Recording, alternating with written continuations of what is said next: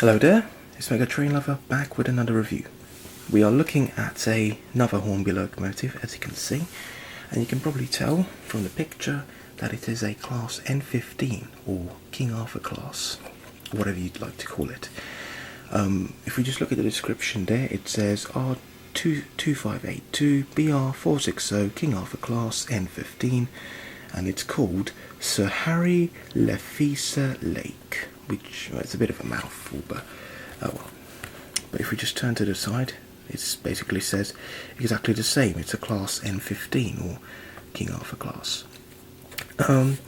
The box is a bit tired out, but it was a pre-owned model.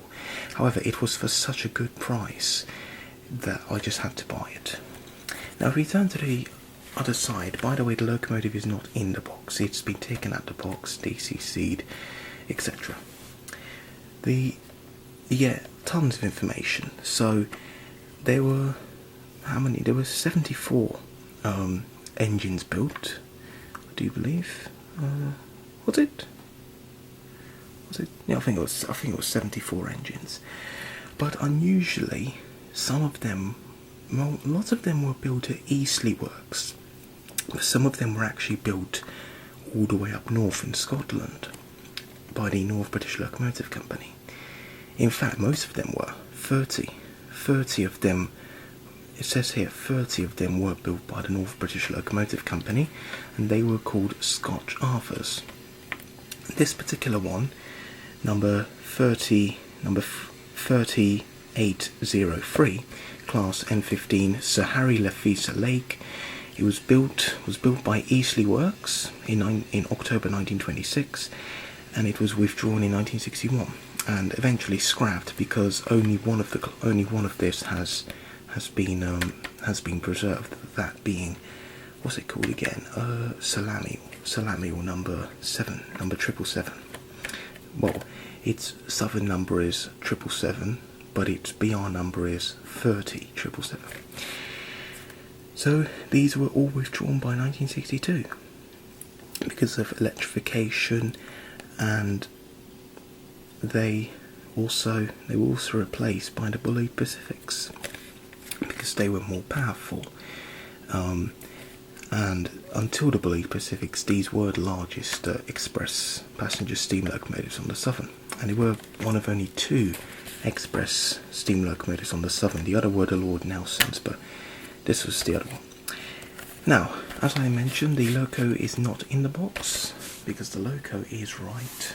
Let me just put the box file aside. The locomotive is right here, along with the tender, which we'll put down because we'll look at the locomotive first. And my God, she is beautiful.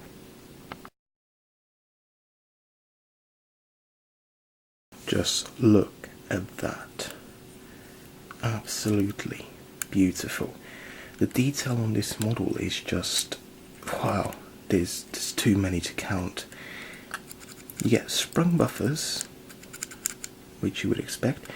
You get a chain link or screw link, I think this is a screw link coupling, which you have to add yourself, but it does improve the appearance of the front end of the locomotive. And if we put it at the front, you can see it has a very characteristic appearance of a Maunsell locomotive, because these were designed by Richard Maunsell, and most of the Maunsell locomotives look like this. Absolutely brilliant.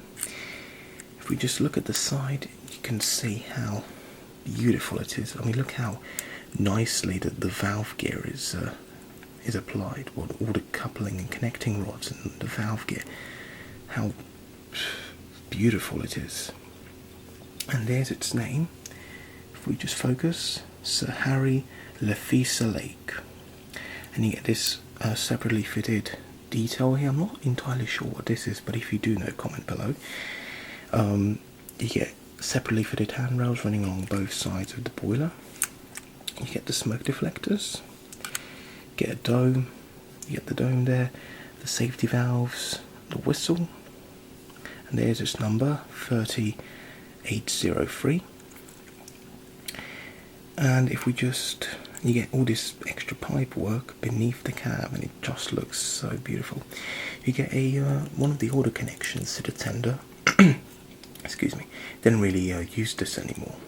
Now it's either the plug that goes into the tender, or it's just a plastic bar. This doesn't really get used anymore.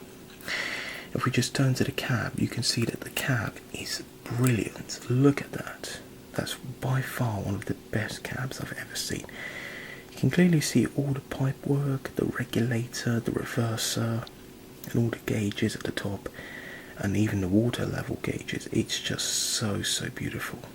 Really, really nice. The detail of this is on par with the detail of the Schools class from Hornby, which is another exquisite model. And if we just turn to the side, it's just as beautiful as the other side. You get this detail here, and the name once again. And the front bogie, it looks a bit loose, but it's alright. You get the valve, you get all the valve gear here, and the coupling connecting rods, very well intricated. I'm not too sure what you call it, but yeah, but it does look very nice. The livery is applied. Oh, sorry. The livery is beautifully applied. I mean, look at that. It's really nice. And this is the British Rail green with the early emblem, as you can see on the tender. And my goodness, this is a beautiful model. Absolutely brilliant. But anyway, let's put the locomotive, the engine down. And get the tender, which is just as nice. If we start at the front, you can see where the coal comes out. By the way, this coal load is removable, as you can see. Just stick it back, so you can add your own coal if you wish.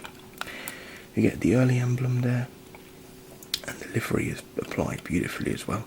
This is the 6-wheel tender version, because some of the King Arthurs were built with 8-wheel tenders. This is the 6-wheel tender version, and this I do think this has less water capacity than the 8-wheel tender. But yeah, you get a NEM coupling at the back, along with sprung buffers.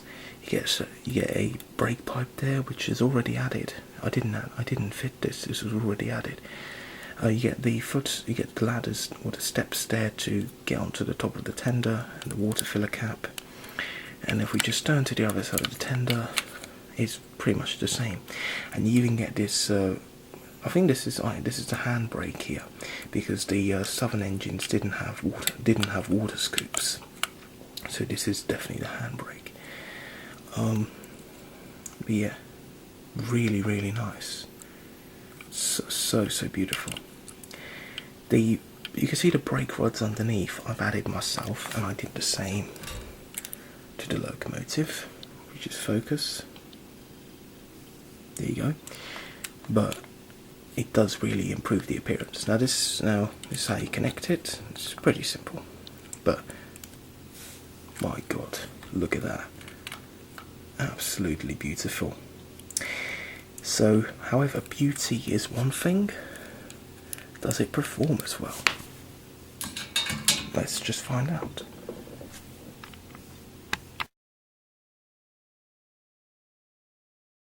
So here we are at the track, and now let's put the gorgeous Hornby King Arthur class Sir Harry Le Fise Lake on the track. So here's her tender. That goes on pretty easily, so there you go. Now the locomotive comes on next, and just put her driving wheels on first, and then make sure that her bogie wheels are on as well. And there we go. Now let's connect the two together, which is pretty simple. There we go. Oh my God, does she look gorgeous? Just so you can see her better, I'll bring... There you go. She looks absolutely gorgeous. But anyway, let's select her number, which is number 41. and off she goes.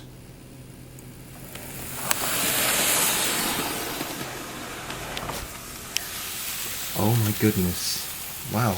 I mean, she was a second-hand model, but wow.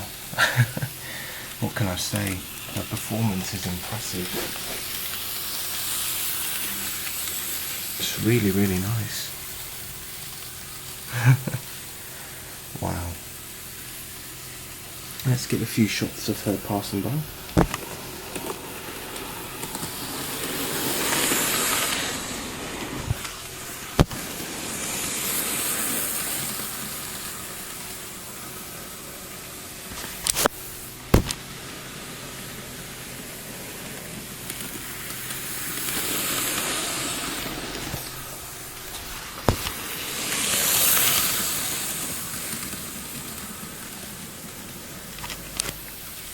So yeah, she's running absolutely beautifully. Wow. Just as beautifully as she looks. Wow.